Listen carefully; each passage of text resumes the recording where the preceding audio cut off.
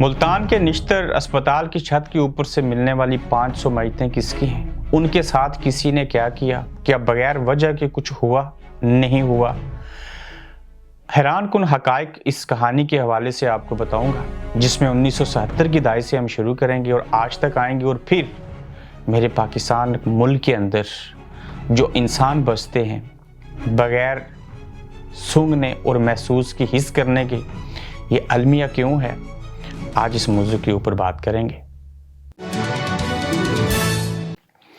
अस्सलाम वालेकुम, आप देख रहे हैं गोरखधंधा और आज एक अजीब किस्म की कहानी के ऊपर तफसीलन आपके साथ बात करेंगे और कोई चीज़ आपको समझाने की कोशिश करेंगे। मगर जो लोग कुछ सेंसिटिव चीज़ों को नहीं सुन सकते, नहीं देख सकते, वो कोशिश करेंगे, वो परहेज़ करें इस वीडियो को देखने के लिए। हम इस किस्से को शुरू करने से कबल एक बात ज़रूर आपको बताना चाहूँगा कि क्या उस इलाके में लोग ऐसे मौजूद नहीं थे जिनकी सूंघने की हिस्स काम कर रही है? नीचे आप तालीम हासिल कर रहे हैं, मरीज़ों का इलाज कर रहे हैं और ऊपर 500 मैयतें पड़ी हैं। उनके साथ हुआ क्या, इसके ऊपर तो बात करेंगे। और दूसरी जानिब क्या आपके अंदर महसूस करने की भी कोई हिस्स नहीं है? इस सवाल का जवाब मुझे ज़रूर दीजिएगा कि सूंघने और महसूस करने की हिस्स मेरे पाकिस्तान के इंसान की क्यों मर गई। 1970 की दहाई से शुरू करते हैं। ज़िया-उल हक साहब के दौरे हुकूमत में, उनके दौर में जिस शख्स को फांसी लगा देते थे, जिसकी लाश लावारिस होती थी, जो लोग नहरों में बह के आते थे या किसी हादसे में मर जाते थे, उन लाशों के साथ क्या होता था। और एक पूरा निज़ाम है, अनएथिकली मैं कहूँगा इस सब्जेक्ट को, जो कुछ मैं बयान करने जा रहा हूँ, ये कोई बाशऊर कौमें नहीं कर सकती। इसमें मजबूरी भी है और हकीकत भी है और लाशऊरी भी इसको कहूँगा। जब उस दौर में सजाए मौत के कैदियों को सज़ा दी जाती थी तो उनकी जो लाश होती थी या जो लावारिस लोग होते थे, वो मैयतें MBBS करने वाले, डॉक्टर बनने वाले जो तुलबात होते थे, उनके हवाले की जाती थी। वो उनको चीर फाड़ करते थे, उनके दिल, गुर्दे, दिमाग, आंखें तक निकाल देते थे और देखते थे ये सारा ऑपरेशन, सारी चीज़ें होती कैसे हैं। यानी कि अगर आपने डॉक्टर बनना हो, इवन सर्जन ना भी बनना हो, आपने ऑपरेशन ना भी करने हो, नॉर्मल डॉक्टर बनना हो, उस मकसद की असूल के लिए भी आपको एक मुर्दा लाश चाहिए होती है। आप उसको चीर फाड़ करते हैं, उसके अंदर देखते हैं कि कौन सी चीज़ कहाँ पे फिट की अल्लाह ने और ऑपरेशन कैसे किए जाते हैं और कैसे ये इंसानी जो निज़ाम है वो बना है। दूसरी जानिब पंजाब हुकूमत के पास एक पूरा मैकेनिज़्म है जहाँ पे जो मुर्दा खानों के अंदर लाशें होती हैं, उनको भी आज के इस दौर में भी जो डॉक्टर होते हैं, जो प्रैक्टिकल काम उसके ऊपर करते हैं, उनके हवाले की जाती हैं और ये आज तक निज़ाम चल रहा है। इसके लिए एक पूरा डिपार्टमेंट है।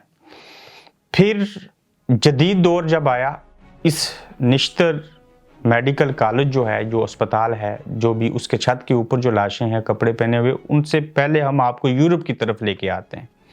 ये तो 1970 की दहाई में ऐसे होता था और इस बरतानिया जैसे मुल्क के अंदर भी किसी दौर में ऐसी चीज़ें की जाती थी। क्या किया जाता था? इंसानों के ऊपर जो मर जाते थे एक्सपेरिमेंट होते थे। उसमें भी कुछ कंडीशंस थी। अगर कोई लिख के दे कि आपने मेरे मरने के बाद मेरी आंखें किसी को दे देनी है, मेरे साथ पोस्टमार्टम कर सकते हैं, या ये वसीयत लिखी होती थी मुझे समुंदर में फेंक देना है मरने के बाद, या आपने मुझे ऐसे खड़ा करके दफन करना है, या उल्टा लटा के दफन करना है, या सीधा रखना है, या आग लगा देनी है, जो भी मामला थे। मगर आज के इस जदीद दौर के अंदर बरतानिया में ऐसे नहीं होता। इवन इंसानों के साथ नहीं होता, सिर्फ नहीं होता, जानवरों के साथ, परिंदों के साथ, परिंदों चरिंद के साथ, हैवानात के साथ भी ऐसा नहीं करते। उससे पहले यहाँ क्या होता है, दुनिया ने तरक्की की, साइंस ने तरक्की की और आज डिजिटल दौर है। और डिजिटल दौर के अंदर इस मुल्क में जब किसी को फर्स्ट एड देने की तैयारी भी करवाते हैं तो उसके अंदर मुजस्मे बने होते हैं, इंसानी डमी बनी होती है, उसके तहत दिखाते हैं ये बाजू है, ये ऐसे है, ये सीना है, ये दबाना है।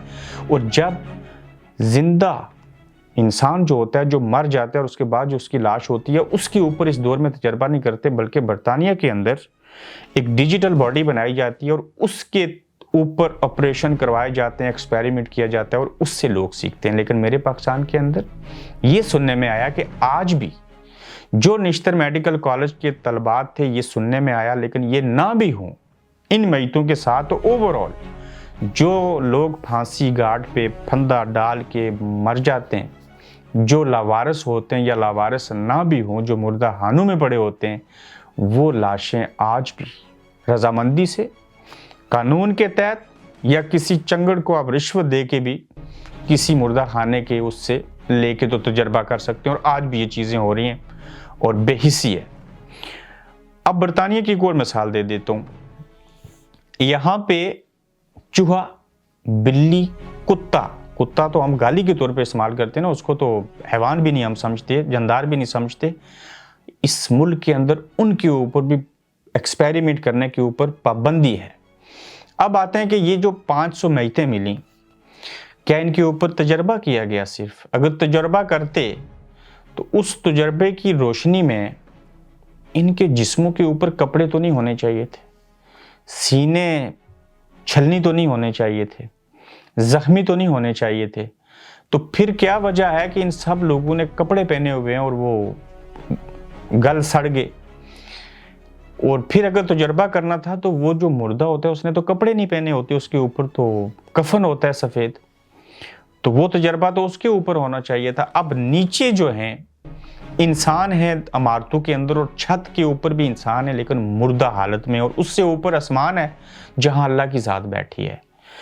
تو کیا وہاں نیچے جو لوگ تھے ان کو کئی عرصہ جب یہ لاشیں گل سڑ گئیں، کوئی پتہ نہیں کہاں سے آئی، کہاں فریزر میں رکھی تھی، اٹھا کے باہر پھینک دی، اگر اس فریزر میں تھیں، کرونا آیا، اضافہ ہو گیا مردوں میں، تو آپ نے پہلے والوں کو نکال کے باہر رکھا یا فریزر خراب ہوئے، تو انہوں نے تو پھر بھی کپڑے نہیں پہنے ہونے چاہیے تھے، یہ تو بغیر کپڑوں کے ہونے چاہیے تھے، اور ان کے اوپر کفن ہونے چاہیے تھے، کیونکہ مردے کا لباس تو کچھ اور ہے۔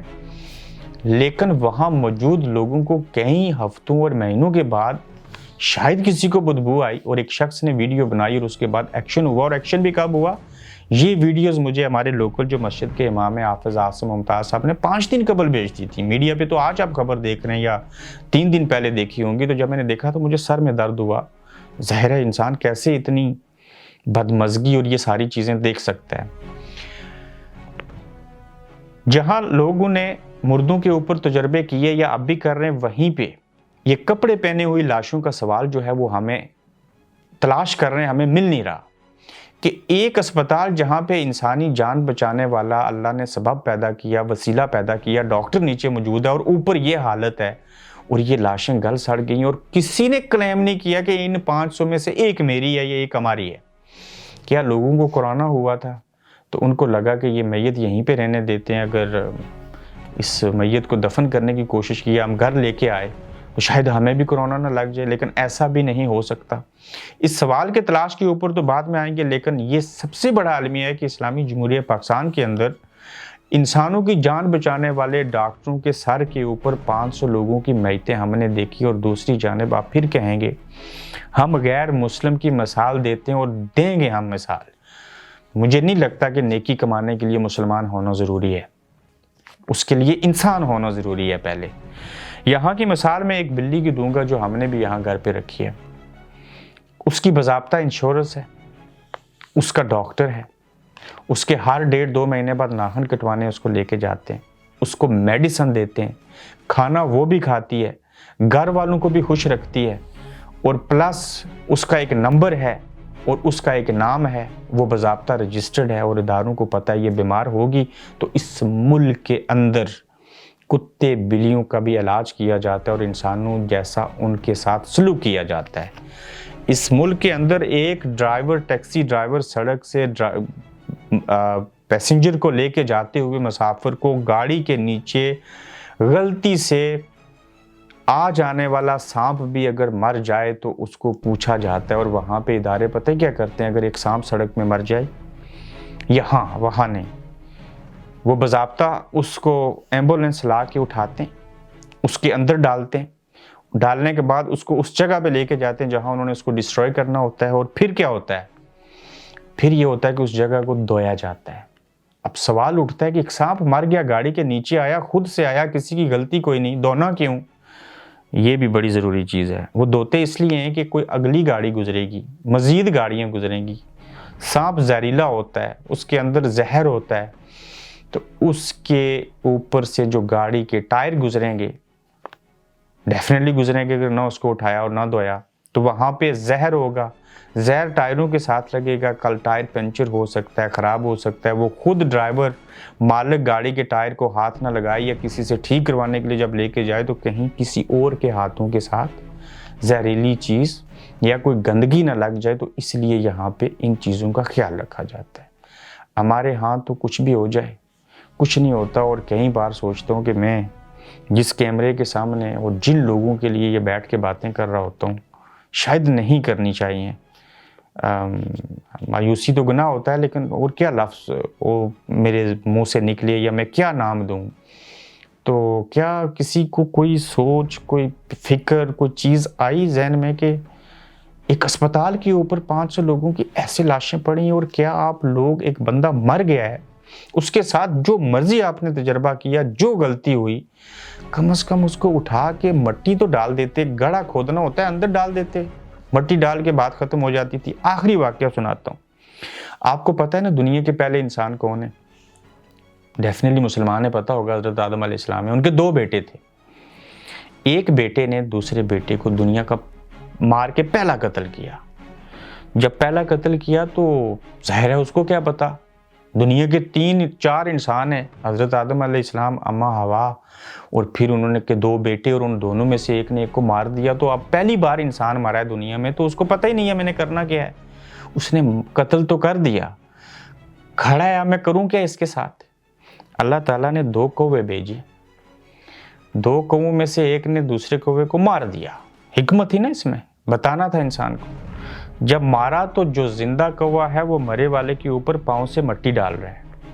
قرآن کے پہلے سپارے میں اس واقعے کا ذکر ہے۔ جب وہ مٹی ڈال رہا ہے تو وہ جو حضرت آدم علیہ السلام کا بیٹا ہے ابیل تھا، مرنے والا یا مارنے والا دونوں میں سے ایک، اس نے دیکھا کہ یہ کوے نے جب دوسرے کو مارا تو اس کو مٹی سے چھپا رہا ہے، تو اس نے بھی پھر اپنے بھائی جس کا قتل کیا تھا اس کے اوپر مٹی ڈال دی تھی۔